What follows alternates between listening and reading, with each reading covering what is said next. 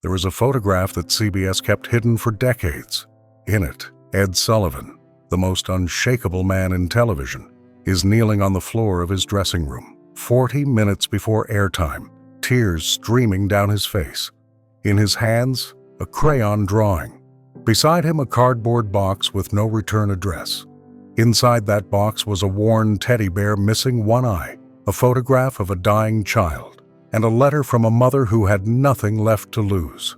What Ed Sullivan did next broke every rule of live television. He picked up the phone. He called Scranton, Pennsylvania, and he told his producers the show would wait. 60 million Americans were about to witness something that was never meant to happen. The night Ed Sullivan stopped being a host and became something far more dangerous. He became human. It was October 1963, and autumn had settled over Manhattan like a familiar guest. The trees along Broadway had begun their slow surrender to gold and amber, and the evening air carried that particular crispness that New Yorkers associate with the turning of seasons. But inside Studio 50 on the corner of 53rd Street, the temperature never changed. The lights burned hot and constant, the way they had every Sunday for 15 years. This was the Ed Sullivan Theater, though it would not officially bear his name until decades later. For now, it was simply the place where America gathered. 60 million souls, scattered across living rooms from Maine to California, from Florida to Washington State, would tune in at precisely 8 o'clock Eastern Time to watch a man in a dark suit introduce the acts that defined their cultural moment. Ed Sullivan had done this so many times that his body moved through the pre-show rituals without conscious thought. He arrived at the theater by late afternoon, reviewed the evening's lineup with his producers, watched the final rehearsals from his seat in the empty house, and then retreated to his dressing room for the last hour before broadcast. It was a routine as fixed as the orbit of planets, predictable, professional, and utterly without surprise. On this particular Sunday, the lineup was strong. A young comedian from the Catskill circuit was scheduled to open, followed by a Motown group whose harmonies had been climbing the charts all summer. There was an animal act, trained dogs, always popular with families, and, in the coveted closing spot, a beloved singer returning to the Sullivan stage after a 2-year absence. The producers were pleased. The sponsors were satisfied. Everything was in order. Ed moved through the backstage corridors with the quiet authority of a man who had built an empire from variety. He nodded to stagehands who had worked with him for a decade. He exchanged brief words with the musical director about tempo. He checked his cue cards one final time, though he rarely needed them anymore. The words came naturally now. The introductions, the transitions, the carefully timed gestures that had become his signature. At precisely 6:45 in the evening, Ed entered his dressing room and closed the door behind him. This was his sanctuary, spare and functional. A mirror, a chair, a small wooden table, a rack for his suits. Nothing ornate, nothing indulgent. Ed Sullivan was not a man who required luxury. He required control, and control on this night was exactly what he believed he had. The dressing room was quiet, save for the distant hum of activity beyond its walls, the muffled sounds of instruments being tuned, of stagehands calling out positions, of the great machinery of live television preparing to turn. Ed stood before his mirror and adjusted his tie with practiced precision. He examined his reflection without vanity, checking only that everything was in place. The suit was pressed, the collar was straight. The face that looked back at him was the same face America trusted every Sunday night. It was then that he noticed it.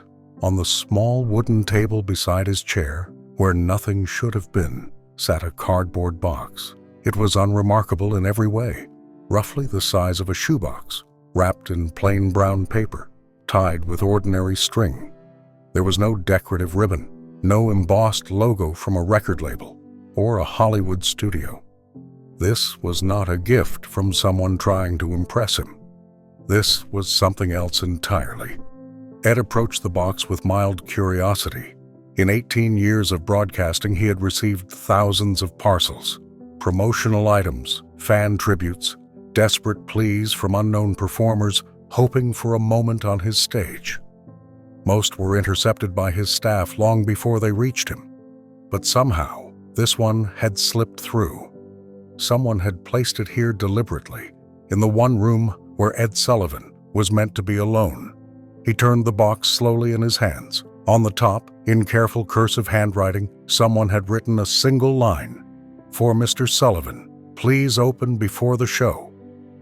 Ed glanced at the clock on the wall. He had less than an hour before broadcast. There were a dozen things still requiring his attention: a timing adjustment for the second act, a last-minute wardrobe concern from the Motown group, a note from the network about sponsor placement. He set the box aside and returned to his preparations. But the box remained at the edge of his vision, patient and silent, waiting. At 7:15, Ed returned to his dressing room after a brief conference with his stage manager. The rehearsals were complete. The audience was beginning to file into the theater, families clutching their tickets, children bouncing with anticipation. In 45 minutes, the red light would glow, and America would be watching. Ed sat down in his chair. He looked at the box again. And this time, something in him gave way to curiosity, or perhaps to something deeper, a quiet instinct he could not name. He untied the string. He lifted the lid. What he found inside made no sense at first. A child's drawing, rendered in crayon, showing a man in a dark suit standing on a stage surrounded by stars. A small teddy bear, well-loved and worn, missing one button eye. A folded letter on lined notebook paper. And at the bottom, resting gently against the cardboard, a photograph. Ed lifted the photograph and studied the face that looked back at him. A boy, 7, perhaps 8 years old, sitting in a hospital bed, smiling at the camera with the kind of hope that breaks the heart precisely because it asks for so little. He unfolded the letter and began to read. The letter was written in a mother's hand, careful, deliberate, the penmanship of someone who had taken great pains to make every word legible, as if she understood that this might be her only chance to be heard. "Dear Mr. Sullivan," it began, "my name is Margaret Hennessy, and I am writing to you about my son, Daniel." Ed read slowly, his eyes moving across each line with growing weight. Margaret wrote of her boy, 8 years old, born in Scranton, Pennsylvania, the youngest of 3 children. She wrote of his laughter, which had once filled their small house like music. She wrote of his curiosity, his love of animals, his habit of asking questions no one could answer. And then she wrote of the diagnosis that had arrived 2 years earlier, shattering everything they thought they knew about the future. Leukemia. The words sat on the page like a stone. Daniel had endured more than any child should ever have to bear. Treatments that left him weak and trembling. Hospital stays that stretched into weeks, then months. Nights when Margaret sat beside his bed, holding his hand, praying for one more morning. The disease had taken so much from him: his strength, his hair, his ability to run and play like other boys. But it had not taken his spirit, and it had not taken his Sunday nights. Margaret wrote of the ritual that had become sacred in their family. Every week, without fail, a nurse would wheel a small television set into Daniel's hospital room. Daniel would insist on wearing his good pajamas, the blue ones with white stripes, even though he had nowhere to go. He would sit up as straight as his body allowed, his one-eyed teddy bear tucked under his arm, and he would wait. At 8 o'clock, when the familiar theme music began and Ed Sullivan's face appeared on the screen, Daniel was transformed. For 1 hour, he was not a sick child in a sterile room. He was part of something larger.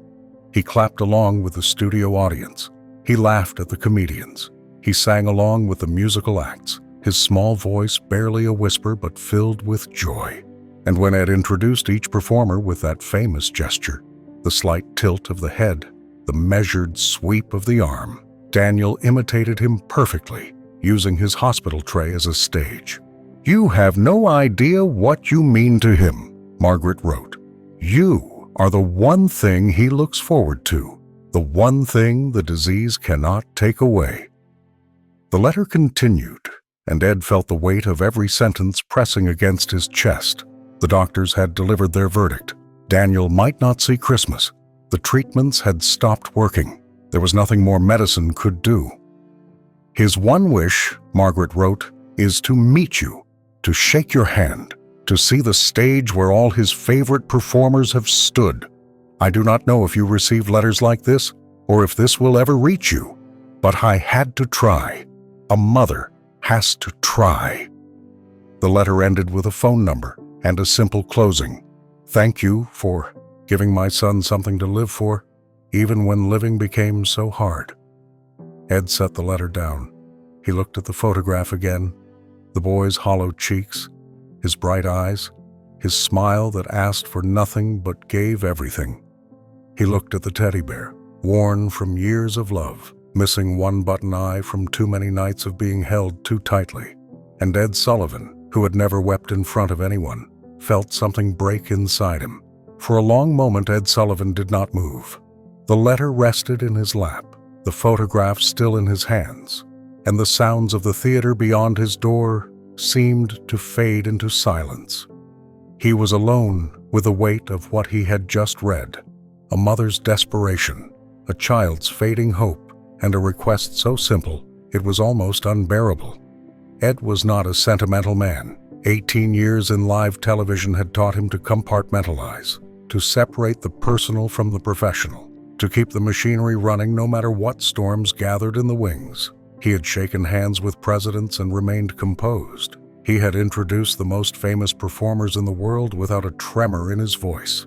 He had built his reputation on steadiness, on reliability, on the unshakable calm that America counted on every Sunday night. But this was different. This was not about the show. This was about a boy in a hospital bed in Scranton, Pennsylvania, who had never asked for anything except to believe, for 1 hour each week, that the world was still full of wonder. Ed looked at the clock. It was 7:22, 38 minutes until broadcast. The rational part of his mind told him what he should do: acknowledge the letter, perhaps write a kind response after the show, maybe send an autographed photograph to the hospital. That was the professional thing, the sensible thing, the thing that kept the machine running. But another part of him, a part he had kept carefully hidden for nearly 2 decades, refused to accept it. He picked up the telephone on his dressing room table and asked the operator to connect him to the number written at the bottom of Margaret Hennessy's letter. The line rang once, twice, 3 times, and then a woman's voice answered, hesitant, tired, the voice of someone who had stopped expecting good news. "Mrs. Hennessy?" Ed said. "This is Ed Sullivan." The silence on the other end lasted only a second, but it contained a lifetime. When Margaret spoke again, her voice was trembling. She could not believe it. She had sent the letter without hope, a message in a bottle thrown into an ocean she never expected to answer. Ed asked about Daniel. He asked about the treatments, about the hospital, about what the boy loved most. Margaret's answers came slowly at first, then faster, as if a dam had broken inside her. She told him about the Sunday night ritual, about the blue pajamas, about Daniel's dream of standing on a real stage someday. She told him about the crayon drawings Daniel made every week, pictures of Ed Sullivan, of performers, of the bright lights he had never seen in person, but knew by heart. And then Ed said something that changed everything. "Mrs. Hennessy, I want Daniel at tonight's show. Can you get him here?" Margaret's breath caught. Scranton was over 100 miles away. Daniel was fragile, weak, barely able to sit up some days. The doctors had warned against any unnecessary travel. And the show was in less than 40 minutes. But Ed Sullivan had not built his career by accepting the word impossible. Within minutes, his staff was on the phone with the hospital in Scranton. A private ambulance was dispatched. The Pennsylvania State Highway Patrol was contacted to provide escort. Every obstacle that rose was met with a single command from Ed: make it happen. At 7:55, 5 minutes before the broadcast was scheduled to begin, a private ambulance pulled up to the stage door of Studio 50. A nurse stepped out first, followed by Margaret Hennessy, her face pale with exhaustion and disbelief, and in her arms, wrapped in blankets, clutching a one-eyed teddy bear, was Daniel. The boy had made it. The backstage corridor of Studio 50 had witnessed countless arrivals. Elvis Presley stepping through those doors for the first time, the Beatles rushing past, screaming fans, legends of every kind walking toward the light that would make them immortal. But none of those arrivals carried the weight of what happened at 7:55 on that October evening. Daniel Hennessy was small in his mother's arms, wrapped in a wool blanket that seemed to swallow him whole. His blue pajamas, the good ones, the ones he always wore for the show, peeked out from beneath the folds. His one-eyed teddy bear was pressed against his chest, a companion that had seen him through every needle, every sleepless night, every moment when hope seemed like a luxury he could not afford. And his eyes, bright despite everything his body had endured, were wide with wonder. Ed Sullivan emerged from the wings the moment he heard they had arrived. He did not wait for an introduction. He did not pause to consider protocol or timing, or the fact that millions of Americans were expecting him on stage in minutes. He walked directly to the boy and knelt down, a gesture so uncharacteristic that the stagehands who witnessed it would speak of it for the rest of their lives. "You're really him," Daniel whispered, his voice barely audible above the hum of the theater. Ed took the boy's small hand in both of his own. "You're really here," he replied. Daniel reached into his mother's bag and pulled out a crumpled piece of paper, a drawing he had made that very morning, not knowing if he would ever have the chance to deliver it. It showed Ed Sullivan on stage, surrounded by stars and musical notes, with 2 words written across the top in uneven letters: "My hero." Ed looked at the drawing. He looked at the boy who had made it. And then, in front of his entire crew, in front of the producers and the performers, and the stagehands who had never seen him show the slightest emotion, Ed Sullivan began to weep. The tears came without warning and without shame. 18 years of composure, of professional distance, of carefully maintained control, all of it dissolved in the presence of a child's love. Ed's shoulders shook, his voice broke. The man who had introduced presidents without trembling was undone by a crayon drawing and a teddy bear missing one eye. Margaret Hennessy wept beside him. The nurse who had accompanied them from Scranton wiped her eyes. Even the stagehands, men who had seen everything the entertainment world could offer, turned away to hide their own tears. And Daniel, with the innocent wisdom that only children possess, reached up and patted Ed's cheek. "It's okay, Mr. Sullivan," he said softly. "Don't be sad. I'm here now." The show began 7 minutes late that night, an eternity in live television. When Ed finally walked onto the stage, his eyes were still red, his voice still carrying a tremor that 60 million Americans had never heard before. He did not explain what had happened. He simply said, "Ladies and gentlemen, tonight we have a very special guest in our audience, a young man who has reminded me what this show is really about." The camera found Daniel in the front row, seated in a wheelchair, the CBS blanket wrapped around his shoulders. He waved at the lens with his teddy bear, and 60 million hearts broke and healed in the same instant. Daniel Hennessy did not live to see Christmas. He passed away in early December, surrounded by his family, his teddy bear tucked under his arm. But his legacy endured. A foundation was established in his name. Thousands of letters poured into CBS from viewers who had been moved by what they witnessed. And Ed Sullivan, for the rest of his career, kept that crayon drawing in his dressing room, the last thing he looked at before every broadcast. Because on one October night, a cardboard box with no return address taught the most powerful man in television the truest lesson of his life: that the moments when we choose love over performance are the moments that make us who we were always meant to be.